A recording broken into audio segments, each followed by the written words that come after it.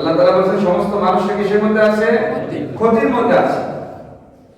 তন্মধ্য থেকে যাদের মধ্যে চারটি গুণ আছে তারা আল্লাহ সুবহানাহু ওয়া তাআলা সর্বপ্রথম তিন শ্রেণীর লোককে আল্লাহ তাআলা ডাক দিবেন।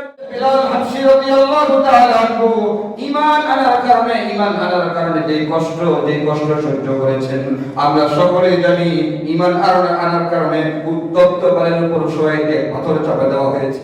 রাস্তার মধ্যে কিছু টাকা পেয়েছেন, আপনি দেখছেন আপনি উপরে আছে কিছু টাকা, এখন নিলেও বিপদ, না নিলেও বিপদ। দুনিয়ার মধ্যে থাকা অবস্থায় জান্নাতের সুসংবাদ পেয়েছেন কারা? ونشهد أن لا إله إلا الله وحده لا شريك له ونشهد أن سيدنا وسندنا ونبينا وشفيعنا وحبيبنا وحبيب ربنا وطبيبنا وطبيب قلوبنا ومولانا محمدا عبده ورسوله أرسله بالحق بشيرا ونذيرا وداعيا إلى الله بإذنه وسراجا منيرا أما بعد فقد قال الله سبحانه وتعالى في كلامه المجيد وفي فرقانه الحميد أعوذ بالله من الشيطان الرجيم بسم الله الرحمن الرحيم إلا الذين آمنوا وعملوا الصالحات وتواصوا بالحق وتواصوا بالصبر. وقال تعالى في شان حبيبه إن الله وملائكته يصلون على النبي يا أيها الذين آمنوا صلوا عليه وسلموا تسليما. اللهم صل على محمد وعلى آل محمد كما صليت على إبراهيم وعلى إنك حميد مجيد. اللهم بارك على محمد وعلى آل محمد كما باركت على إبراهيم وعلى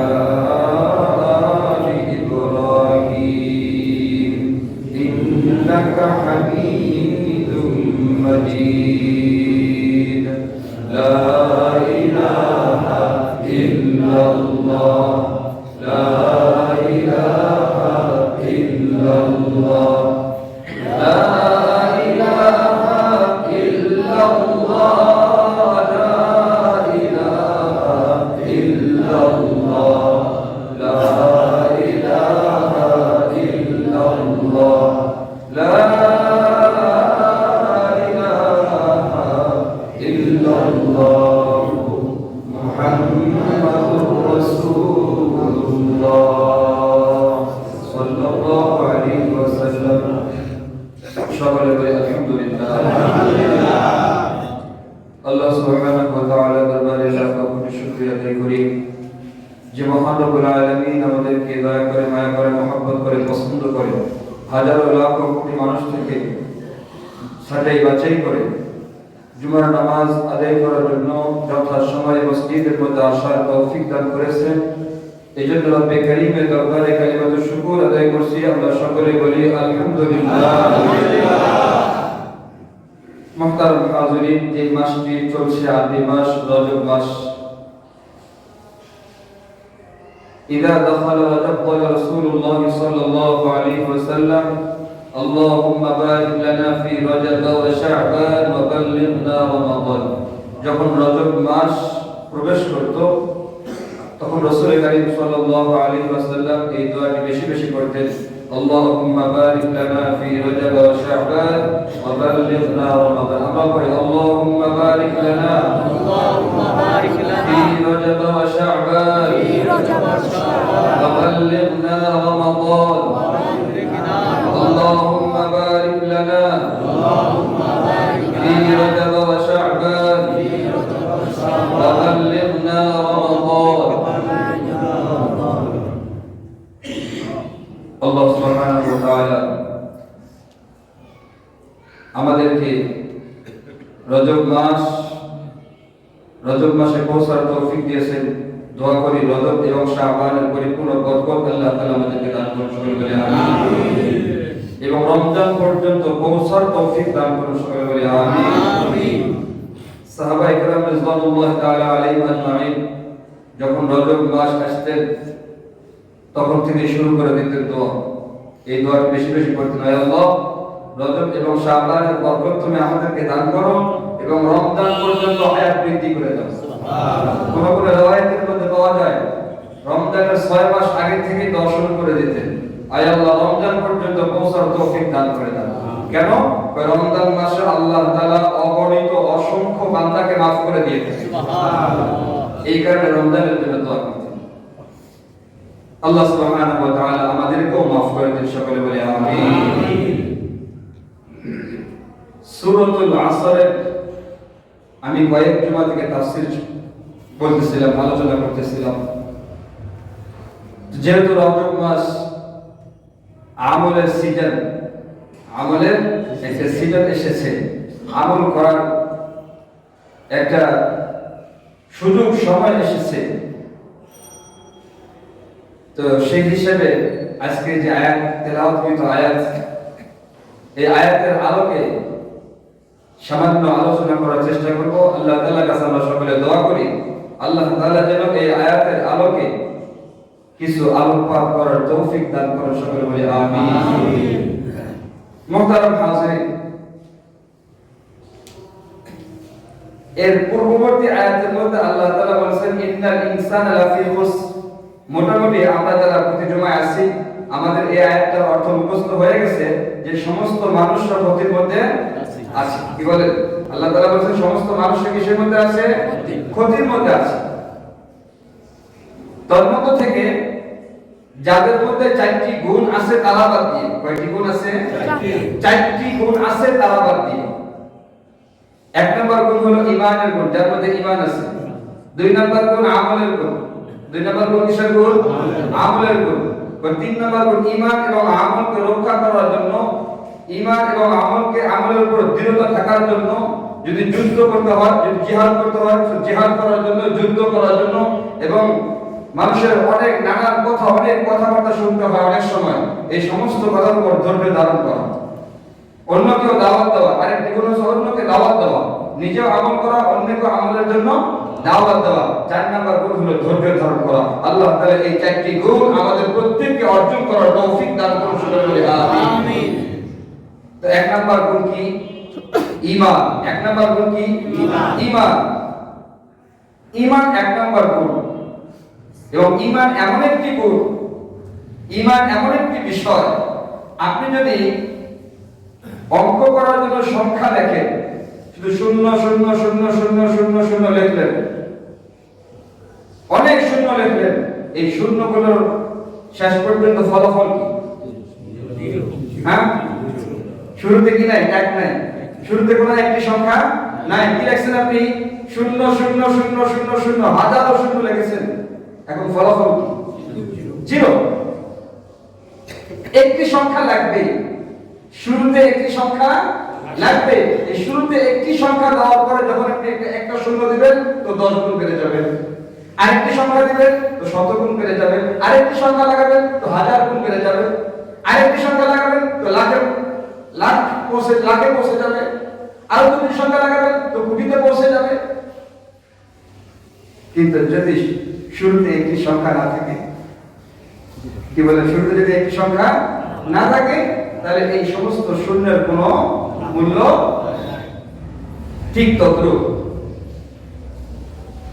আপনি নামাজ পড়ছেন, রোজা রাখছেন, হজ করছেন, যাকাত দিচ্ছেন, আপনি গরিব মিসকিন এতিম অসহায় যারা আছে তাদেরকে সাহায্য সহযোগিতা করছেন, দ্বীনি প্রতিষ্ঠানগুলোতে সহযোগিতা করছেন, সমাজের জন্য আপনি কাজ করে যাচ্ছেন, সমাজের উন্নয়নের জন্য কাজ করে যাচ্ছেন, মানব সেবার জন্য কাজ করে যাচ্ছেন, সমস্ত কাজ সমস্ত আমলগুলো আপনার আছে, কিন্তু শুরুতে তাওহীদ আল্লাহ তাআলার একত্ববাদে বিশ্বাসী আপনি না। আপনি তাওহীদের বা আল্লাহ তাআলার একত্ববাদে কি না, বিশ্বাসী না, তাহলে আপনার এই নামাজ, আপনার এই রোজা, আপনার যাকাত, আপনার হজ, আপনার সামাজিক যত সহযোগিতা আছে সাহায্য সহযোগিতা করেন, আপনি আপনার দ্বীনি প্রতিষ্ঠানগুলোতে সহযোগিতা করেন, রাস্তাঘাট মানুষের সেবার জন্য রাস্তাঘাট করছেন, অসুস্থ মানুষ হলে তার সেবার জন্য আপনি সাহায্য সহযোগিতা করছেন, আপনার এই সমস্ত আমল বিফলে যাবে যদি শুরুতে ঈমান না থাকে, যদি কি না থাকে, ঈমান না থাকে। এই কারণে আল্লাহ রাব্বুল আলামিন বলেন, ওয়া ইযা ক্বিলা লাহুম আমিনু কামা আমানান নাস,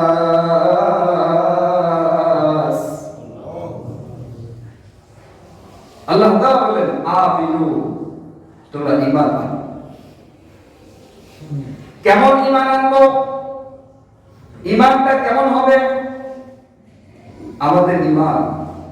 আমাদের ঈমান কারো 10 টাকা বললো, কারো 100 টাকা বললো, কারো 500 টাকা, কারো 1000 টাকা, কারো বা লাখ টাকা, কারো বা কোটি টাকা বললো, আমাদের ঈমানের এরকম দাম। এখন বলতে পারেন হুজুর, আপনি এই ঈমানের মূল্য কিভাবে নির্ধারণ করবেন? আপনি ঈমানের মূল্য কিভাবে নির্ধারণ করবেন? এটা এইভাবে নির্ধারণ করা যায়, আপনি রাস্তা দিয়ে যাচ্ছেন কোথাও, কথাগুলো খুব মনোযোগ দিয়ে আরো শ্রবণ করো, কথা না বলি। আপনি রাস্তা দিয়ে কোথাও যাচ্ছেন, পথিমধ্যে দেখলেন 10 টাকার একটা নোট পড়ে আছে, 10 টাকার একটা নোট মাটিতে পড়ে আছে, আশেপাশে কেউ নাই, আপনি নিলেও কেউ দেখবে না, আপনি চিন্তা করলেন, আমি তো ঈমানদার, আমি 10 টাকা নেব, এটা হতেই পারে না। এটা কি হতে পারে? কিছুদূর যাওয়ার পরে আপনি দেখলেন যে 100 টাকার একটা চকচকে একটা নোট পড়ে আছে, 100 টাকার একটা চকচকে নোট পড়ে আছে সামনে।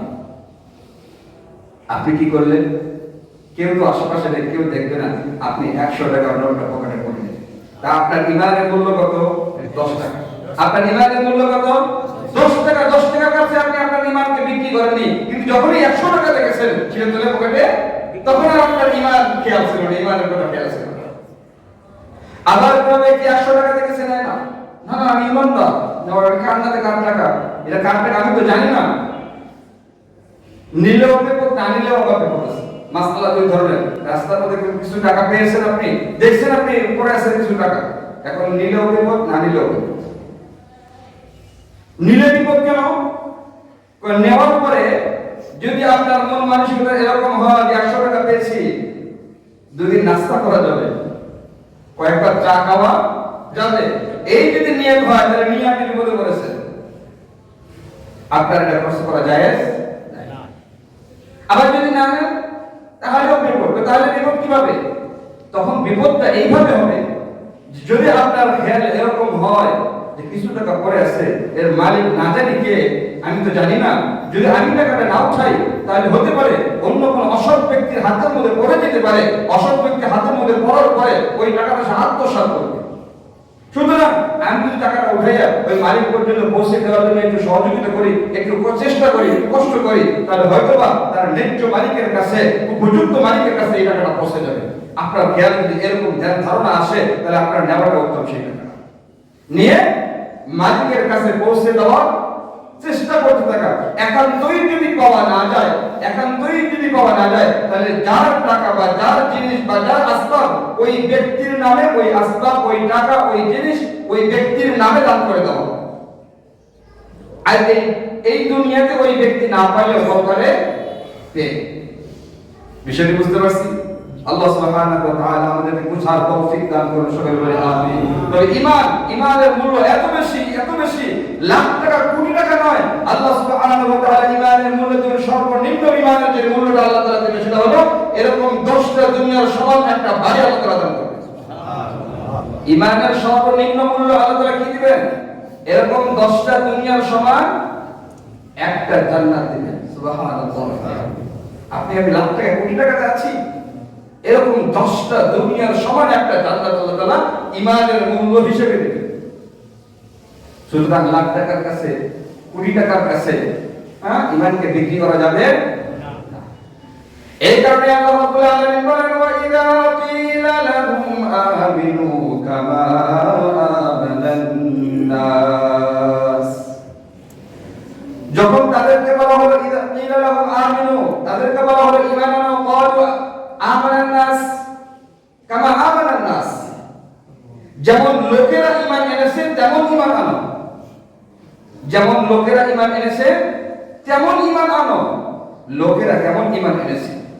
যেই সময় আল্লাহ তাআলা কোরআন নাযিল করেন, ওই সময় রাসূল কারীম সাল্লাল্লাহু আলাইহি ওয়াসাল্লামের আশেপাশে ঈমানদার যেই বান্দারা ছিল তারা কারা? হযরত সাহাবায়ে কেরাম রাদিয়াল্লাহু তাআলা আলাইহিম আজমাইন। হযরত সাহাবায়ে কেরাম রাদিয়াল্লাহু তাআলা আলাইহিম আজমাইন, তাহলে আল্লাহ তাআলা বললেন হযরত সাহাবায়ে কেরাম রাদিয়াল্লাহু তাআলা আলাইহিম আজমাইন যেরকম ভাবে ঈমান এনেছে তোমরাও ঠিক সেরকম ভাবে ঈমান আনো। ঈমানের মাপকাঠি আল্লাহ তাআলা কাদেরকে দান করালেন? হযরত সাহাবায়ে কেরাম রাদিয়াল্লাহু তাআলা আলাইহিম আজমাইন। আল্লাহু আকবার। আমরা নামাজের মধ্যে সূরা ফাতিহা পড়ি, সূরা ফাতিহার মধ্যে কি পড়ি? ইহদিনাস সিরাতাল মুস্তাকিম সিরাতাল্লাযীনা আন'আমতা আলাইহিম। আয় আল্লাহ, তুমি আমাকে সরল সঠিক পথ দেখাও। বলি কি না? বলি তো, ইহদিনাস সিরাতাল মুস্তাকিম, আয় আল্লাহ তুমি আমাদেরকে সরল পথ, সঠিক পথ দেখাও। আবার ব্যাখ্যা করে দিচ্ছি কোন পথ, কোন সরল পথ। সিরাতাল্লাযীনা আন'আমতা আলাইহিম, যেই সরল পথে, সঠিক পথে তোমার বান্দারা চলে নিয়ামত প্রাপ্ত হয়েছে, সেই সরল পথ, সেই সঠিক পথ। সুবহানাল্লাহ। আল্লাহু আকবার। কারা নিয়ামত প্রাপ্ত হয়েছে?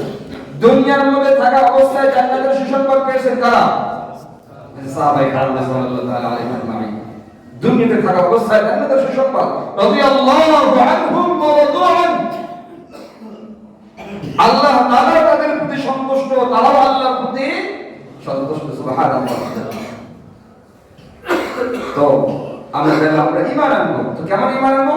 হযরত সাহাবায়ে কেরাম রাদিয়াল্লাহু তাআলা আলাইহিম আজমাইন যেরকম ঈমান এনেছেন, যেমন ঈমান তারা নিজের মধ্যে ধারণ করেছেন, সেরকম ঈমান আমাদের আনতে হবে। কেমন ঈমান এনেছে? ঈমানের জন্য কেমন তারা আল্লাহর পাগল ছিলেন, রাসূলের পাগল ছিলেন, রাসূলের ইশক, ঈমানের ইশকে তারা কেমন ছিলেন? হযরত বিলাল হাবশী রাদিয়াল্লাহু তাআলা আনহু ঈমান আনার কারণে যেই কষ্ট সহ্য করেছেন, আমরা সকলেই জানি। ঈমান আনার কারণে উত্তপ্ত বালুর উপর শোয়াইতে পাথর চাপা দেওয়া হয়েছে। উত্তপ্ত বালুর উপর, মরুভূমির উত্তপ্ত বালুর উপর শোয়া লড়াচড়া করতে পারে গরমের মধ্যে, এই কারণে উপরে পাথর চাপা দিয়ে রাখা হয়েছে। কিন্তু তারপর ঈমান থেকে টলাতে পারে নাই। হযরত আব্দুল্লাহ জুলবাজদাই রাদিয়াল্লাহু তাআলা আনহু ঈমান আনার কারণে তার শরীরের সমস্ত পোশাকগুলো তার চাচা খুলে নিয়েছে, কিন্তু তারপর ঈমান থেকে টলাতে পারে নাই। হযরত আব্দুল্লাহ জুলবাজদাই রাদিয়াল্লাহু তাআলা আনহু ঈমান এনেছে, প্রকাশ করেনি। অনেক দিন পর্যন্ত ঈমান এনেছে, প্রকাশ করেনি, গোপনে গোপনে চালাচ্ছে ঈমানি কাজ। রাসূল কারীম সাল্লাল্লাহু আলাইহি ওয়াসাল্লাম যখন হিজরত করে মদিনায় চলে গেলেন, মদিনায় যাওয়ার পরে একদিন হযরত আব্দুল্লাহ রাদিয়াল্লাহু তাআলা আনহু তার চাচাকে বলছেন, চাচা আপনি কি মনে করেন মুহাম্মদ যে নবী দাবি করে হিজরত করে চলে গেল, আপনি কি মনে করেন সে কি সত্যের উপর আছে না মিথ্যা? চাচা বলতেছে, ও মনে তো হয় সত্য, মনে তো হয় সত্যই। দেখেন ঈমান কিন্তু আনে নাই, কিন্তু যারা মোহাম্মদ দাওয়াত দিচ্ছে সেই দাওয়াত কি হক সত্য। ভাতিজা বলেন আব্দুল্লাহ রাদিয়াল্লাহু তাআলা আনহু বলেন তাতে সত্যই যদি হয় তাহলে ঈমান কেন আনছেন না? কয় না না, আমি আমার বাপ দাদার ধর্ম ছেড়ে দিতে পারি না। কথা বুঝছেন তো? যুগ যুগ ধরে এটা চলে যাচ্ছে, এই নিয়ম চলে যাচ্ছে, এই পদ্ধতি চলে যাচ্ছে। আজকে ওলামায়ে কেরাম বলার কারণে আমরা এই পদ্ধতি ছেড়ে দেব, না না ছাড়তে পারি না, এমন কথা সমাজের মধ্যে কিছু লোক বলে কিনা? হ্যাঁ, যদি বলা হয় ভাই আপনি এই অনুষ্ঠান করতেছেন, এই সমস্ত যে ট্যাক্সের বাজিয়ে পুরো মানুষকে, পুরো এলাকাকে গরম করে দিলেন, এগুলো ছেড়ে দেন না, এগুলো তো ইসলাম পছন্দ করে না। কই না, আমাদের একটা রেওয়াজ আছে না, আমাদের একটা রীতি আছে না, একটা সামাজিক ব্যবস্থাপনা আছে না, সমাজের একটা নিয়ম কানুন আছে না, এই জিনিসগুলো এইভাবেই করতে হবে। আপনারা তো বোঝেন না, আমরা বুঝি না।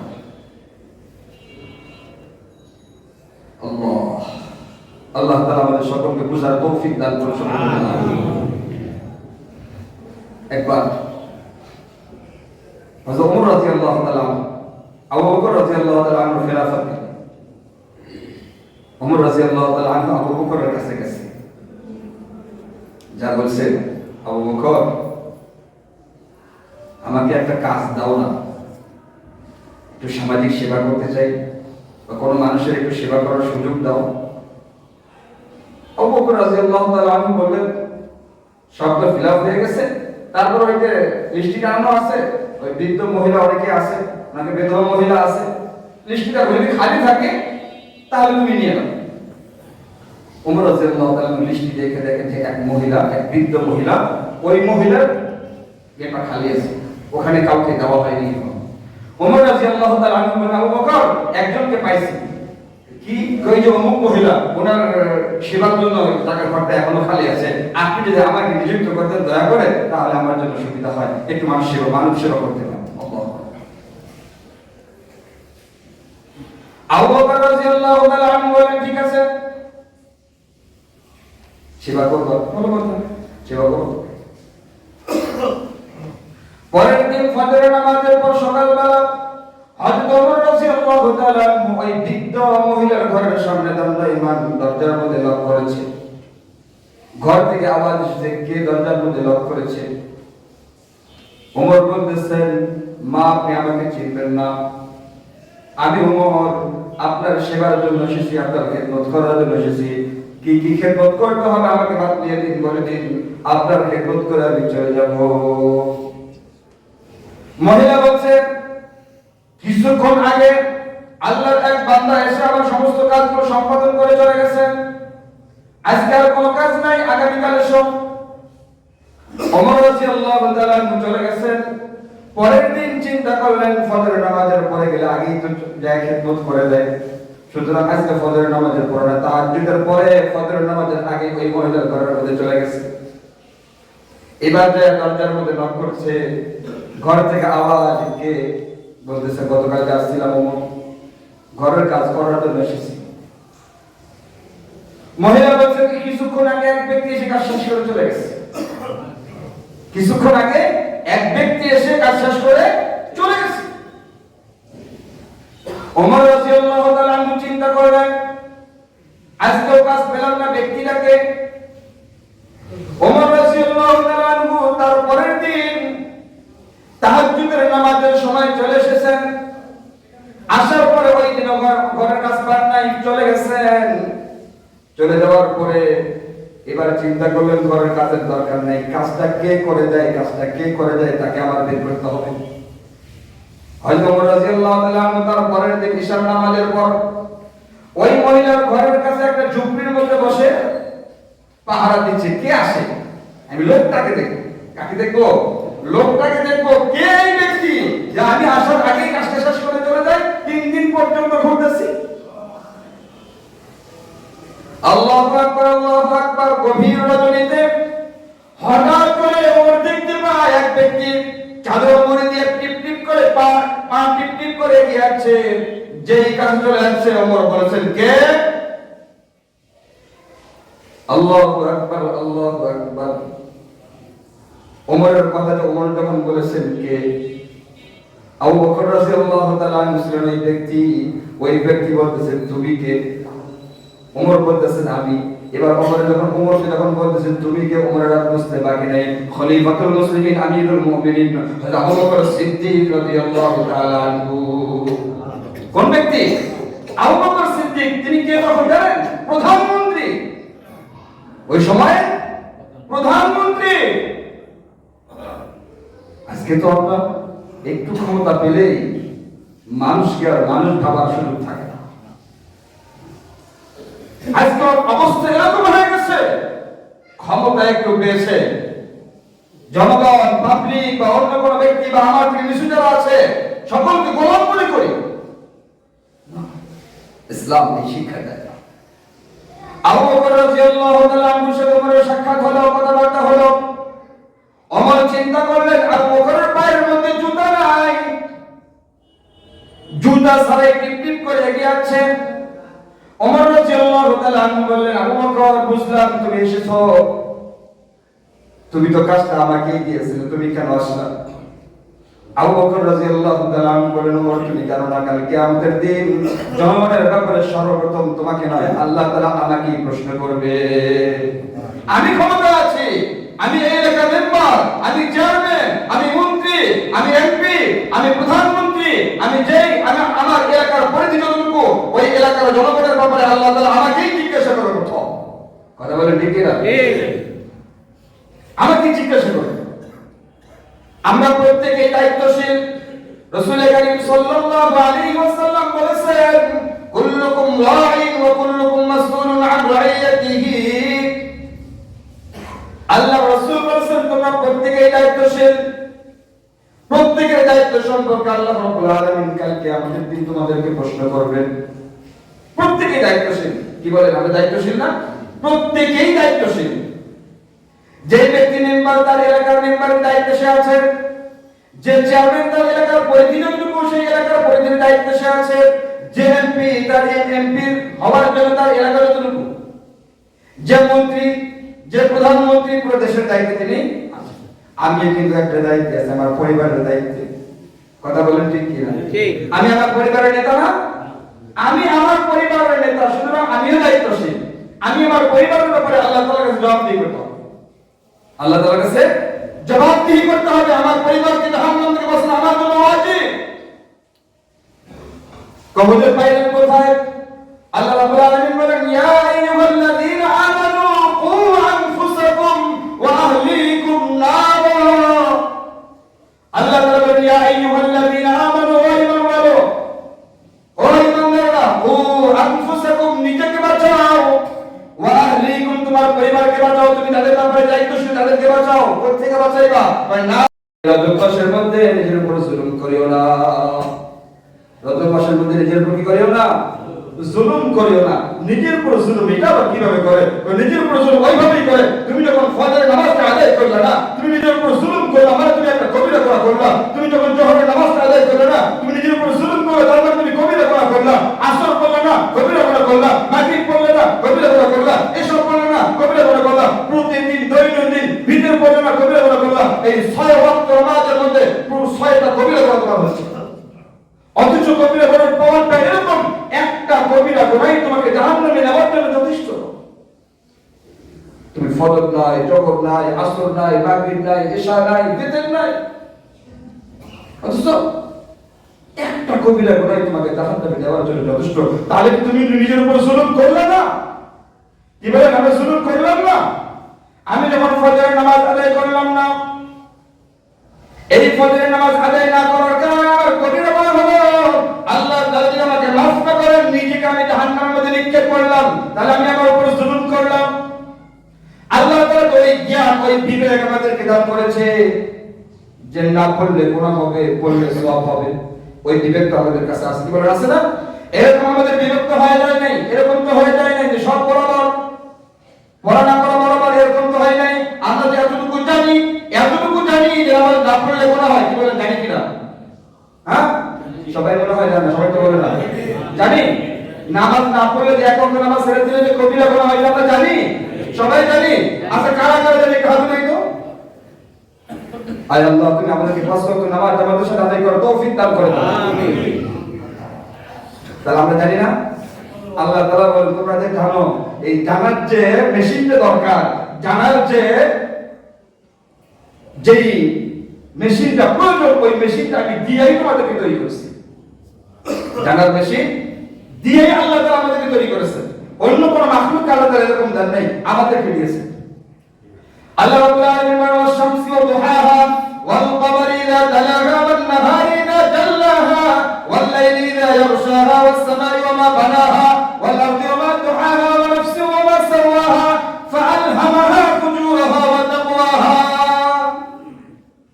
আল্লাহ তাআলা বলেন ফাআলহামাহা ফুজুরাহা ওয়া তাকওয়াহা, ফুজুরের জ্ঞান, খারাপ নেক গুনাহের জ্ঞান এবং নেকের জ্ঞান দুটোই আমি তোমাদেরকে দিয়েছি।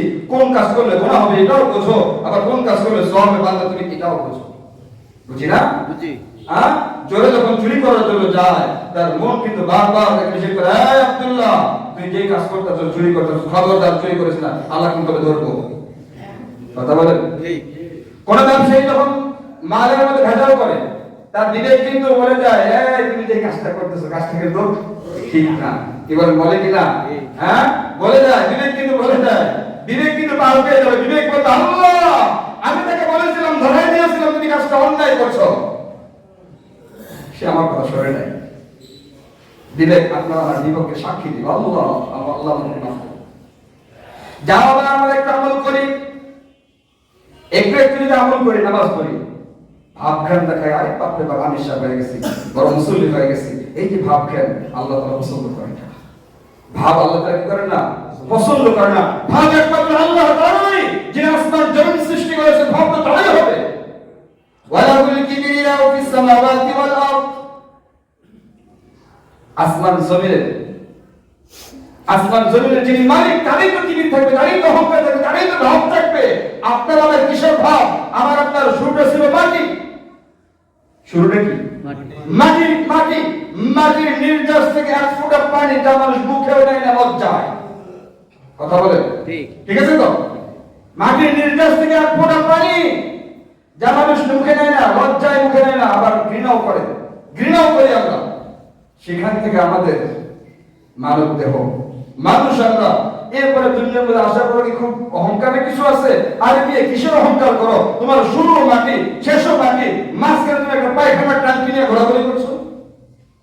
হুজুর এটা কি করে পায়খানা টাঙ্কি করে? আপনার পেটের মধ্যে তাকায় দেখে পেটের মধ্যে কি আছে। কথা ঠিক আছে তো নাকি? কিসের অহংকার হবে? অহংকার তো একমাত্র আল্লাহ তাআলা। ওয়ালাহুল কিবরিয়াউ ফিস সামাওয়াতি ওয়াল আরদ, যিনি আসমান জমিনের মালিক, অহংকার কার? সুতরাং নামাজ পড়বো, রোজা রাখবো, হজ করবো, যাকাত দেব, কিসের জন্য? একমাত্র আল্লাহকে সন্তুষ্ট করার জন্য। কাকে সন্তুষ্ট করার জন্য?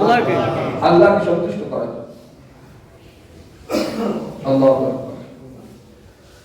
হযরত সুফা আসহাবী রাহমাতুল্লাহি আলাইহি তিনি একবার মদিনায় গেছেন। মদিনায় যাওয়ার পরে কিছু লোক এক বৃদ্ধ ব্যক্তিকে ঘিরে রেখেছে। আমরা অনেক সময় দেখি না রাস্তার মধ্যে কিছু লোক ঘিরে থাকে একজন ব্যক্তিকে, এরকম কিছু লোক একজন ব্যক্তিকে ঘিরে আছে। তো তিনি যা জিজ্ঞাসা করেন এই ব্যক্তি কে? একজন বলল তিনি হযরত আবু হুরায়রা রাদিয়াল্লাহু তাআলা আনহু। কোন ব্যক্তি? হযরত আবু হুরায়রা রাদিয়াল্লাহু তাআলা আনহু। আল্লাহু আকবার। তিনি বসে আছেন, তিনি হাদিস বর্ণনা করছেন। উনি বলতেছেন আমি আবু হুরায়রা রাদিয়াল্লাহু তাআলা আনহু একেবারে কাছে দিয়ে বসলাম। তিনি হাদিস বর্ণনা করছেন, হাদিস শুনলাম, হাদিস বর্ণনা করে বন্ধ করে দিলেন, তখন লোকরা সবাই চলে গেল, আমি বসে আছি। ওই লোক বলতেছে বসে থাকার পর আমি আবু হুরায়রা রাদিয়াল্লাহু তাআলা আনহুকে জিজ্ঞাসা করলাম, হযরত আপনি আমার কাছে এমন একটা হাদিস বর্ণনা করেন যে হাদিসটা আপনি সরাসরি রাসূলের মুখ থেকে শুনেছেন এবং বুঝেছেন এবং এই হাদিসের ব্যাপারে জ্ঞান অর্জন করেছেন। আবু হুরায়রা রাদিয়াল্লাহু তাআলা আনহু বললেন, তুমি যখন আমার কাছে জানতে চেয়েছো, ঠিক আছে আমি তোমাকে বলবো, বসো। ওই ব্যক্তি বসছে। বসার পরে আবু হুরায়রা রাদিয়াল্লাহু তাআলা আনহু বলেন, আমি এমন একটা হাদিস আমার জানা আছে, ওই হাদিসটা স্বয়ং রাসূল করিম সাল্লাল্লাহু আলাইহি ওয়াসাল্লাম আমাকে বলেছে, এমন জায়গায় বলেছে যেখানে আমি ছাড়া, রাসূল ছাড়া অন্য কোনো ব্যক্তি উপস্থিত ছিল না। আমাকে রাসূল সাল্লাল্লাহু আলাইহি ওয়াসাল্লাম হাদিসটা বলেছে এবং হাদিসটা আমি বুঝেছি এবং হাদিস সম্পর্কে আমি জ্ঞান অর্জন করেছি। এই কথা বলার পর বলতে যাবে তখনই আফসোসের একটা নিঃশ্বাস ছাড়লো আর চিৎকার করে, আফসোস করে চিৎকার করে আবু হুরায়রা রাদিয়াল্লাহু তাআলা আনহু প্রায় বেহুশ হয়ে গেলেন। কতক্ষণ পর আবার যখন একটু বসে আসলেন, হাদিসের মধ্যে এভাবেই লিখেছে, আমি যেভাবে বলছি হাদিসের মধ্যে এভাবে এসেছে, কতক্ষণ পর যখন বসে আসলেন আবু হুরায়রা রাদিয়াল্লাহু তাআলা আনহু তার চেহারাকে মুছার পরে আবার বলতেছে, আমি তোমাকে ওই হাদিসটাই বলবো যে রাসূল করিম সাল্লাল্লাহু আলাইহি ওয়াসাল্লামের জবান থেকে সরাসরি আমি শুনেছি, কেউ পাশে ছিল না, আমি আমার রাসূল ছিলাম, কেউ পাশে ছিল না। হাদিস আমি বুঝেছি এবং হাদিসের সম্পর্কে জ্ঞান অর্জন করেছি, ওই হাদিসটাই আমি আপনাকে বলছি শোনেন। বলতে যাবে আবার আফসোসের একটা ধিক্কার ভিতর থেকে চলে আসছে, আবার তিনি বেহুশের মতো হয়ে পড়ে গেছে। তৃতীয়বার ঠিক একই অবস্থা, তৃতীয়বার বেহুশের মতো হয়েছে না, বেহুশ হয়ে গেছে। এতক্ষণ তো বসা ছিলেন, কিন্তু তৃতীয়বার আর বসে দেখতে পারেন, পড়ে গেছে। ওই ব্যক্তি বলেন, আবু হুরায়রা রাদিয়াল্লাহু তাআলা আনহুকে আমি আমার শরীরের সাথে ট্যাগ লাগাই দিলাম। এবার বুঝতে পারছেন হাদিসটা কত মারাত্মক হবে, কি ধরনের হাদিস হবে, যে আবু হুরায়রা রাদিয়াল্লাহু তাআলা আনহু যখনই হাদিসটার কথা চিন্তা করেন সাথে সাথে বেহুশ হয়ে গেছে। আল্লাহ।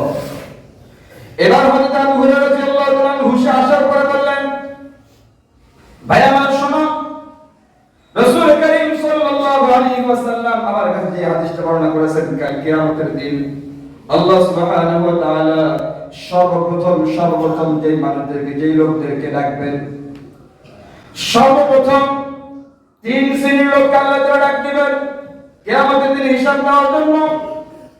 এই তিন শ্রেণীর মানুষ কারা? হাদিসের মধ্যে দেখেন, প্রথম শ্রেণীর মানুষ হলো যাদেরকে আল্লাহ তাআলা কোরআনের জ্ঞান দিয়েছিলেন, কোরআনের ইলম দিয়েছিলেন, হাদিসের ইলম দিয়েছিলেন।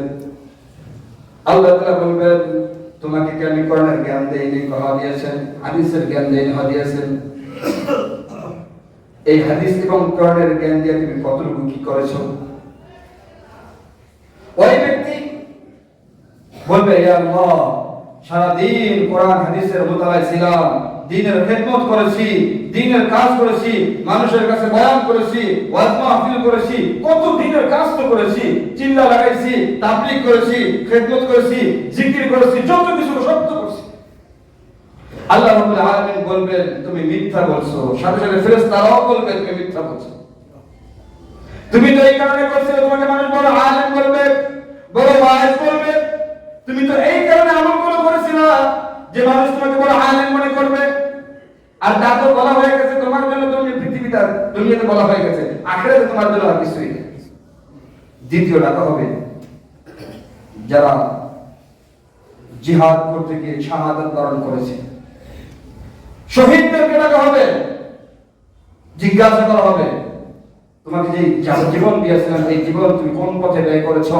শহীদ বলে, আল্লাহ, তোমার রাস্তায় শহীদ শাহাদাত বরণ করেছি, তোমার রাস্তায় যুদ্ধ করতে করতে শাহাদাত বরণ করেছি। আল্লাহ বলবেন, না, তুমি মিথ্যা বলছো, তুমি শহীদ হয়েছিলে এই কারণে মানুষ তোমাকে খুব সাহসী বলবে, মানুষ তোমাকে যোদ্ধা বলবে, মানুষ তোমাকে বড় মুক্তিযোদ্ধা বলবে, এই কারণে তুমি শহীদ হয়েছিলে।